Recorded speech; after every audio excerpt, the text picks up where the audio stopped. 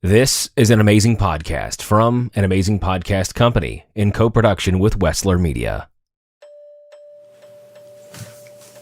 The Alabama National Championship game. He went down there, got lots of team balls. By the time he got home to sell them, the market was already dry because all the fake ones were already online. And he spent thousands of dollars going down there and was pissed off because now he could only get a couple $100 for his footballs when they were going for $2,000 because he couldn't get home in time. And then you said that's when shit hit the fan. What happened? He discovered, I don't know how he discovered it, but one day he discovered that he can sign pretty much anybody that you ever want to.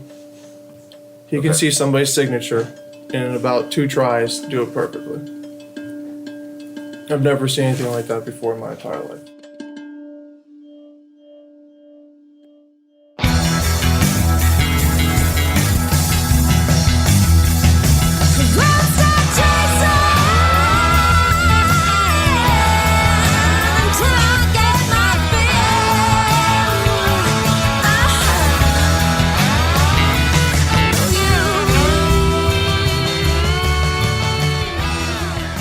Welcome to episode 3 of Operation Stolen Base, the true story behind one of the largest sports memorabilia fraud schemes of all time. My name is Johnny Ciccatelli.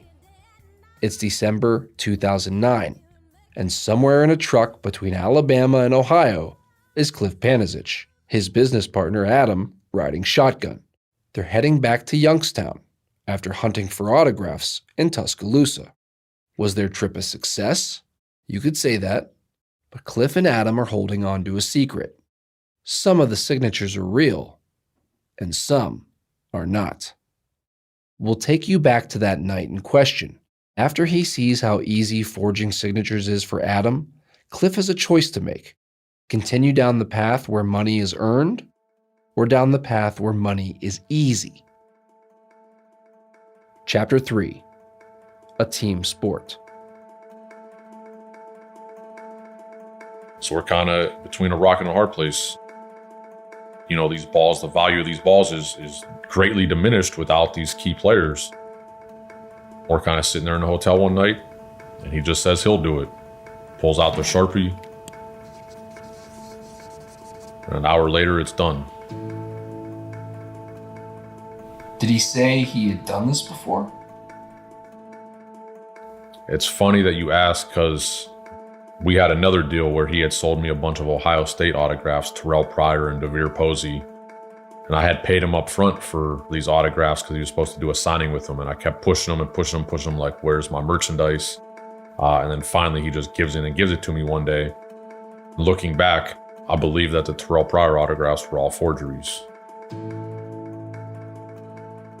Were you nervous at all that you were going to get caught? Did anything cross your mind at all, or was it just, all right, let's get out of here?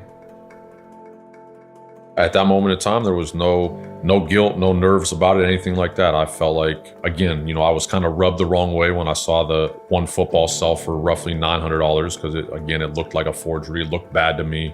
So that rubbed me the wrong way because I'm down there putting in the work, hustling, paying all these players out of my pocket. I think we were down there 6 or 7 days.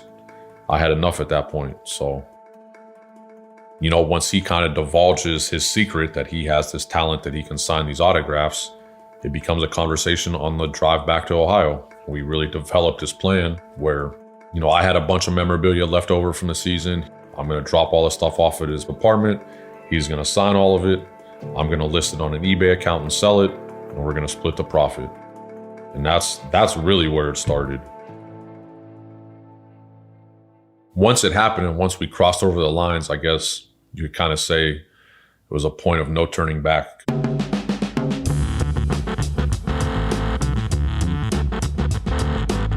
We took pretty much all our leftover memorabilia from the 2009 season.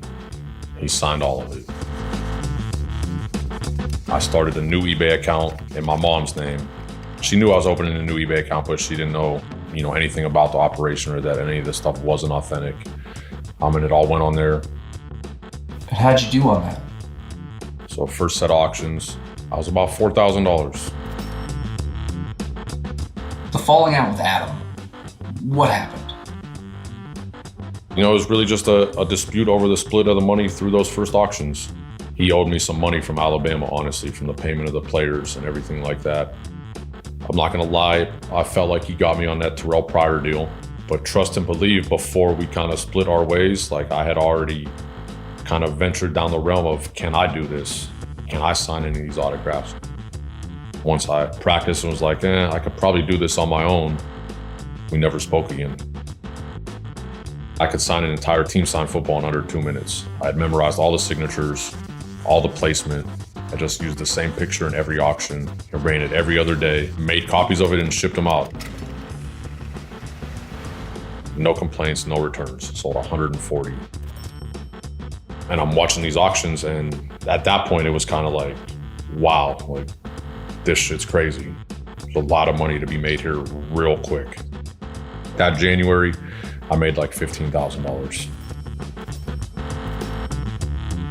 My first big operation was in February of 2010. I went down to Miami for the Super Bowl. What changed now was, not only was I going to get autographs, I was going to take pictures of guys signing autographs. So now that became more important to me than the autograph itself. Because if I have a proof picture of player XYZ signing an autograph and I can copy the signature, now I don't have one, now I have as many as I need to sell. I would come home, list the stuff on eBay, include a proof picture, let the auction run, sell the item, make a duplicate, send a duplicate, keep the real one. You start growing and getting bigger and more sales. Does eBay care, or what goes on there? So eBay kind of polices itself. People can go on and report items if they think it's not authentic. So if enough people report it, they can pull an item for a trademark infringement. At this point in time in the eBay, I guess, timeline, I'm just running one eBay account. I still have my original account. Now, I had transitioned over from the account I opened in my mom's name. I'm just full blown selling everything under my name on my original account that had been open since I was 18. So it's a good standing account, and I'm just selling shit hand over fist, printing money for real. And one day I wake up and my account's suspended, so it's gone. So it goes from printing money hand over fist to I have no outs, I can't sell anything. I go straight back to my mom's account now that I wasn't using. Well, the two accounts get linked through IP addresses, they both get shut down. So now I'm frantic. Now I have no income, no money coming. I've probably already blown a bunch of the money I made in January, February, March. With eBay starting to crack down on his existing accounts, Cliff is forced to significantly expand his operation. If he was playing small ball before, his fraud scheme is about to go major league. But first, he'd need to build his own team. That's where CJ McCormick comes in. So I actually meet CJ at Mountaineer Casino playing poker at this casino in West Virginia. End up at the same poker table and kind of spark up a conversation because we're both from Youngstown. We exchanged numbers. CJ, he ended up running a home poker game. And he invites me to some underground poker games back here in Youngstown.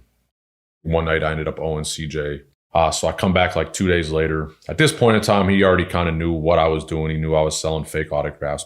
So I come over on like a Monday to bring him the $200, $300, whatever it is. And I walk in and he's got 10 Buster Posey jerseys laying across the poker table. So I go to give him the money and he's like, hey, why don't you just sign these 10 jerseys for me real quick? What that tells me is I know he's got an eBay account that's operational. So this is where I kind of open the door. Hey, let's share the account. You do the listing, I'll do the shipping, you get 40% of the profit. So that's how he got into it. I remember the first real auctions we were dealing with was the national championship game, Oregon versus Auburn. Every time there's a championship game or a World Series or NBA Finals or Super Bowl, I'm just throwing shit on eBay from both teams. There's going to be a surge at the end of the game based on whoever wins, but I got both sides covered. So we're sitting there at BW3s watching the game, but I can see CJ over there hitting refresh on the phone every 5 seconds and his eyes lighting up every time these multiple items get bids and the money's just more and more and more and more. I kind of knew at that point there was no getting him back out of it. CJ McCormick actually, he becomes one of my best friends and ends up being really the second in command in this whole operation. CJ really thought it was kind of a joke, thought it was kind of funny, and it was a story he would tell at the bars. He would go out and get drunk, and I had to stop him multiple times, and he'd be like, hey, listen, this is how we make money. Watch, he can sign anybody's autograph. He, unbeknownst to me at the time, brought Jason on because Jason was living at his house. Jason Moore is a quiet, unassuming guy. He arrives to the halfway house where we're recording our interview with Cliff, dressed in a plain white t-shirt and sweaty from a long day of manual labor. He sheepishly shakes my hand and agrees to talk. Tell me in your own words, how the hell did this memorabilia thing start? It's not crystal clear, but I could just remember seeing, I was living with the guy, and I could remember seeing him coming in with boxes full of jerseys, footballs, buckets of baseballs, stacks of photos, and kind of began to slowly see what was going on. Every day I'd take a drive over to Cliff's house, or Cliff would come over and stuff would be signed. At first, I didn't like it, but I also had a very, very low paying job. And over time, you begin to get callous towards things.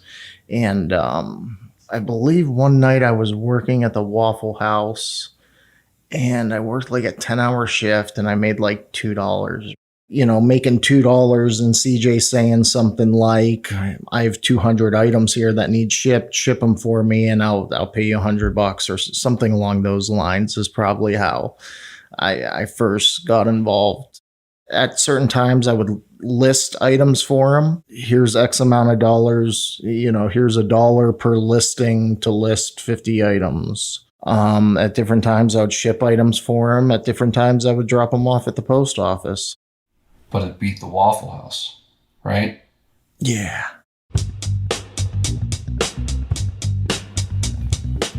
I could remember I worked a shift at the Waffle House, and I again made just a couple bucks, and the owner came in towards the end of my shift. I had like 45 minutes left, and I had some scruff on my face, and I said that, I'll be clean shaven tomorrow when I get here. He said, no, go home and shave now and come back. I went home and I shaved, and I didn't go back. The scene of what it would look like was kind of comical. CJ would come over with big Tupperware Rubbermaid containers with 400, 500, 600 baseballs in them. We kind of set up, it was almost like an assembly line down in my basement. Early on in operation back in 2010, eBay was very, lenient. Basically, it was open an account, sell as much as you want, as quick as you want, do your thing. Around 2011, they started implementing selling limits. You would have a 100 item selling limit for the first, 2 or 3 months. Well, 100 items a month wasn't enough. The amount of items being forged and sold continues to grow, and so does Cliff's team. So Sean Pello, he was a college baseball player that I trained with. I recruit him to find me eBay accounts. I would pay people hourly to kind of cut photos, do a little bit of listing for me. My mom took care of the shipping. I probably started helping Cliff with just like bringing stuff to the post office. I shopped a little bit. If he needed a bucket of baseballs, I'd go get a bucket of baseballs or a football, whatever. I'd go down and help him pack up stuff, put it in the car and drop it off at the post office. So that was my involvement in it. Jason Lindsay, he's the one that got me into that first trip to PNC Park. Later on, he's a banker at Huntington Bank. So he made it to where we just kind of had signature sheets, had these people sign these signatures, and boom, an account gets opened. What does somebody get for letting you open up a checking account? $50 an account per month. Where we needed a full checking account and social security number, whatever, we probably offered more than the original $50, probably $100, anything like that. And these people were just doing this for like $100? They're not thinking, there's a checking account with my name on it. Listen, you'd be surprised if you just went out on the sidewalk in a busy city and you're like, hey, I got $100 for a picture of your ID and your social security number. You'd be surprised how many people would probably give it to you. At first, We thought the PayPal account had to go to a checking account linked in their name.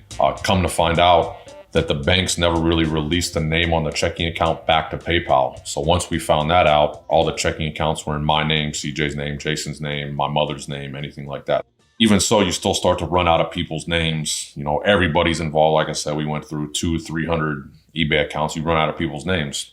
At first, we would use other people, and then eventually we would create 100% made up accounts. Cliff and CJ had figured out loopholes in the system and realized that with prepaid debit cards, with track phones, with bank accounts, you could open an account. I'm just opening account after account after account. And what I'm doing is I'm just rotating accounts. So I'll sell 1 week on this account, next week on the next account. If one gets shut down, just replace it with another one. So what happens is I start pushing super high-end items on these accounts. The most ridiculous dual signed Michael Jordan, Larry Bird, Magic Johnson, dual signed basketballs, whatever you can imagine, team signed items. And the shit just sold and nobody asked questions. Why do these things sell? Why do these ridiculous items just sell? People assume that if it makes it to eBay, that eBay has vetted it and that it's authentic. And that's just not the case. eBay doesn't give a shit as long as they're getting their 10%. You know, rule of thumb across anything in life. If it's too good to be true, it probably is. In a matter of months, Cliff has taken his side hustle to new levels. But it's important to remember why he's in the autograph business to begin with. To support himself while he continues chasing his childhood dream of playing Major League Baseball. February or March of 2012, I had to go to Houston to a Pecos Spring League, which is a league I paid to play in. So you're essentially paying out of your own pocket to play and keep your dream alive? Right, which always leads to the business. So the financial aspects of it are always going to lead to the crime. But at this time, the operation's already running. So when I leave to go to Houston, we pack up shop and everybody goes with me.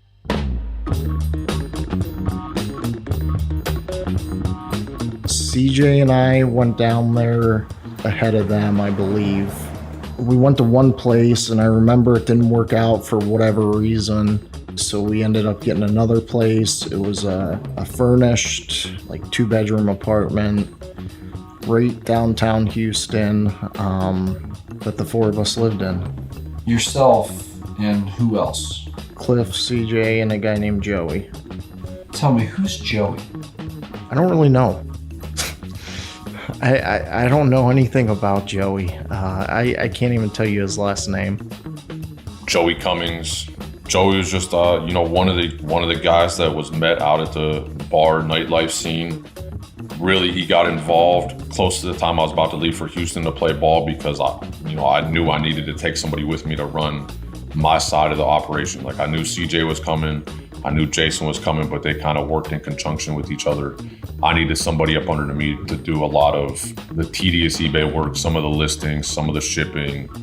Originally, I was supposed to go down there and assist CJ. He was supposed to go down there and assist Cliff.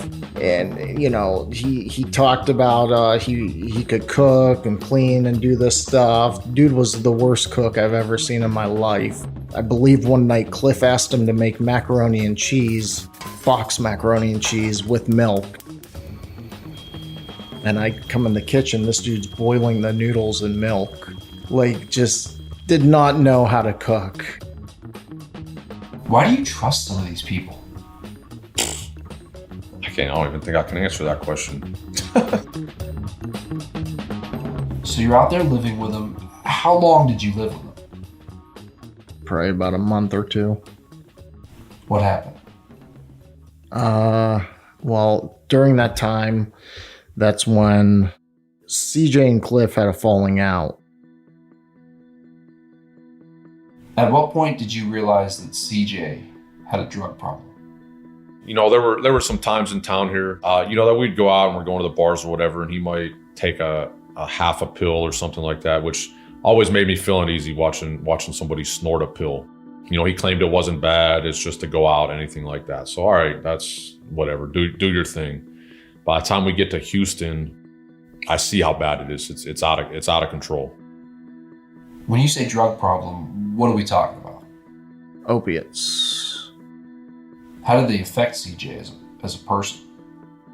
I saw it through all phases. He became more outgoing at one point, and then there were times where he almost like he had given up, and he would ask me to buy things off of him for very, very low amounts of money compared to the worth of the item. Just money was his driving force. I only remember 2 times that CJ ever gave me any money. And both of these times I took the money and went and paid off a debt he owed to a local bookie.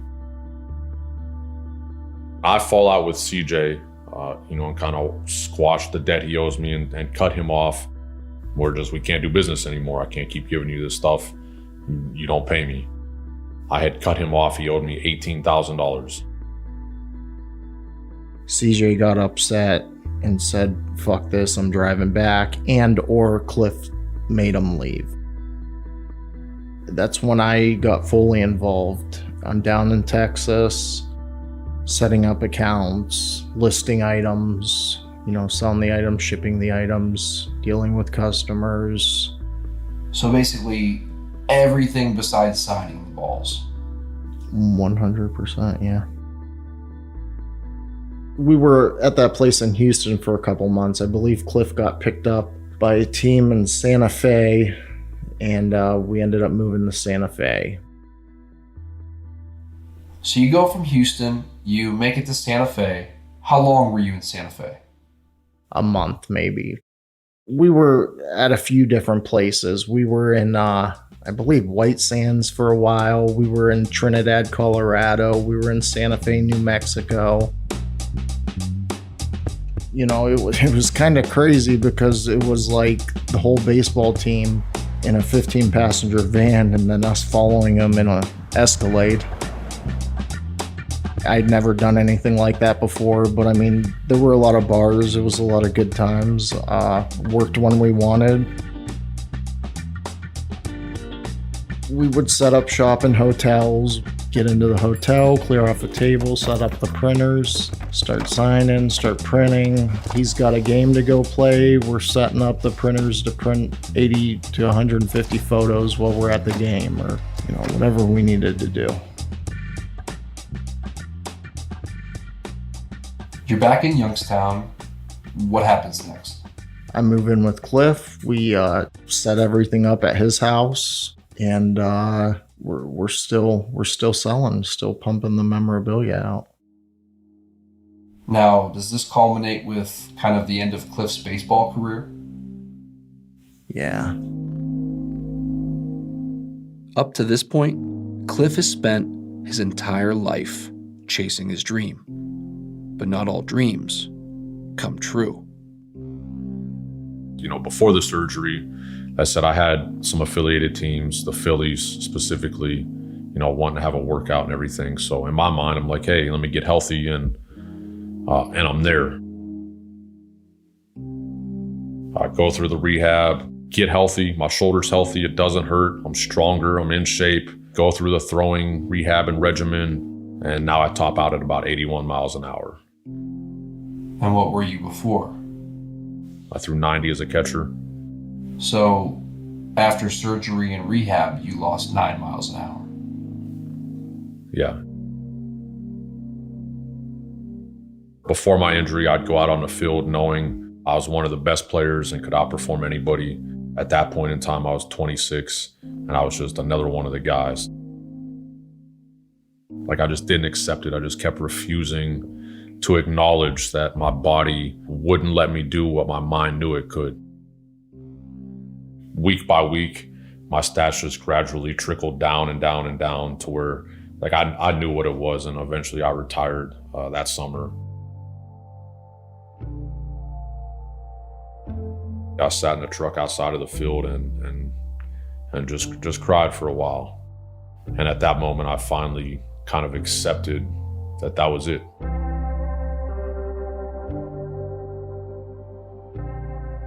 It was hard for him to give up and realize that he wasn't going to be able to play anymore.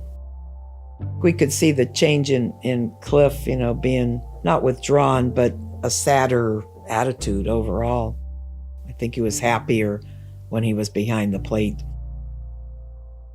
I mean, it was hard for me too, because I wanted to see him go all the way, of course. But I think Frank more because that was his dream along with Cliff's dream.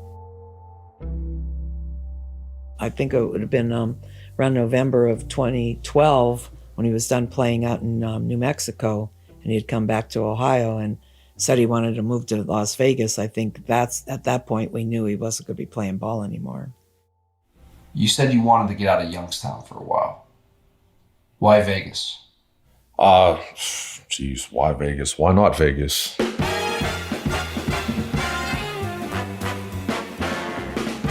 I'd taken a trip to Las Vegas when I was 26, and truth be told, just the fast life of Las Vegas, the bright lights, I fell in love with it, and I felt at home.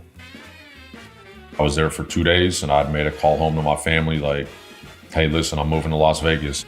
And he was like, I'd really like to move there. Would you and Dad and Grandma move? And I'm like, well, I like Vegas, and I like the weather. But I really didn't think my husband and my mother would go along with it, but they did. I don't think Frank really wanted to leave the area. I mean, he was, 60 years old and going to leave where he'd grown up, but none of us would have wanted to be without Cliff. So Cliff was coming. We were all coming with him.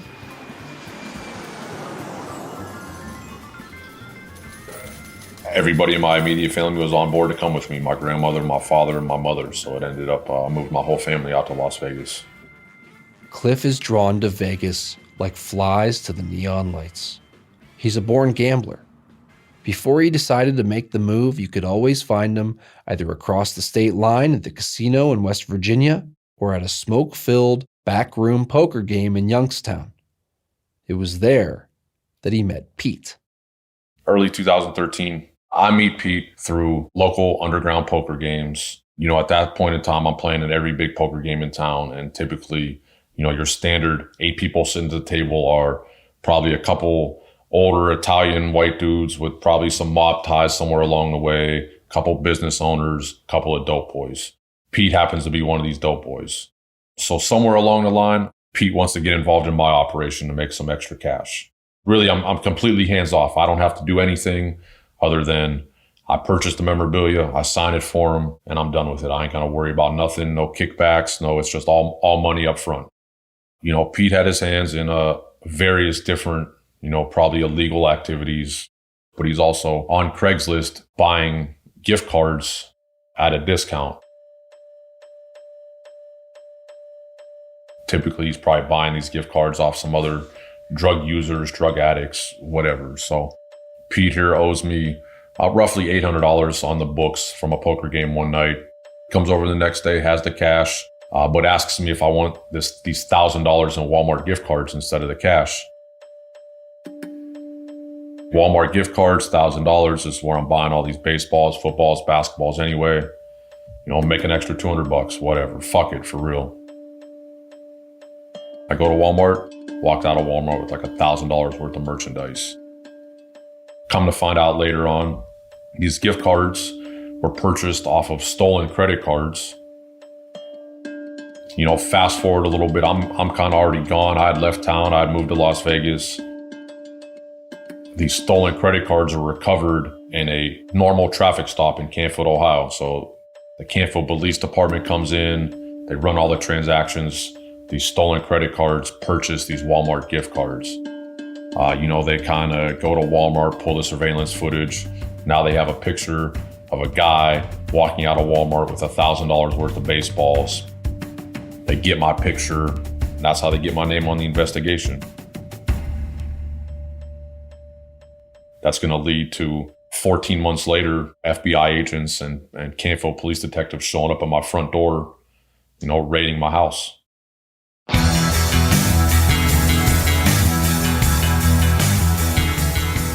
On the next episode of Operation Stolen Base, Here I am, little detective at Canfield, and I'm talking to this special agent.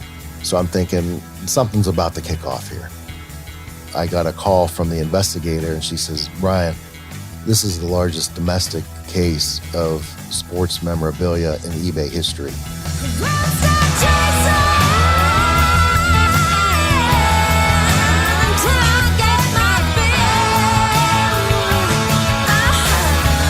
This episode of Operation Stolen Base was written by me, Johnny Ciccatelli. Story editing, mixing, and sound design by Kevin Skubak. Produced by Vince Tornero and myself. Our theme song is Chasin' by the Vindies.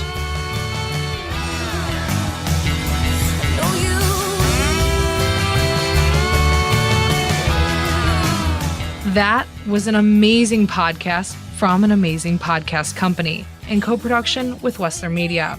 If you enjoyed this episode, don't forget to leave a review. It goes a long way in helping more people find the show.